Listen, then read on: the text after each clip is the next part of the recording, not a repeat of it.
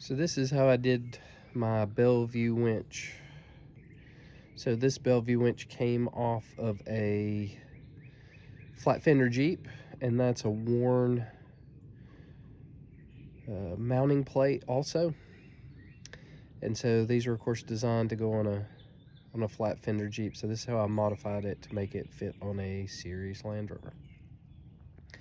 So the first thing was to get it to fit and to mount with the original chassis mounts to the bumper bolts. This chassis is a little questionable on the dumb irons. It's the only real weak spot on the whole frame with rust, and so I did a few things to kind of put in some extra strength into it. So I had to cut out a notch here on this plate to allow for the rise of the chassis, and then I cut this section off here so that it would line up to allow for the bolts right. And so that's the only modification I had to make to the winch mount.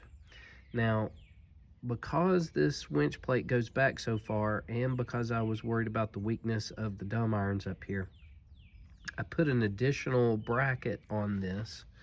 So these bolts here go down to a piece of angle iron. So there's a piece of angle iron under here.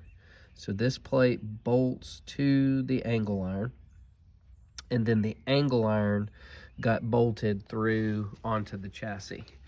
And I was able on the chassis, as you can see, to be able to not only bolt it through the regular thickness, but also that bolt through where the extra steel for the leaf hanger comes through. So feel pretty good about that. So I'm gonna come around here and show you underneath.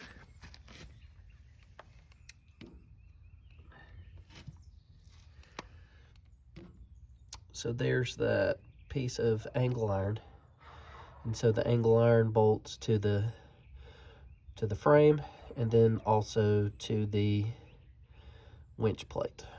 And so that's how I added some strength to it. Turned out pretty good. Happy with it. Feel like it's as strong as it's going to be. I did build my own wiring for it. Made my own wiring for it and put the solenoid up here, and then just created my own controller for it. And being a Bellevue, it only powers in. So, but turned out pretty good.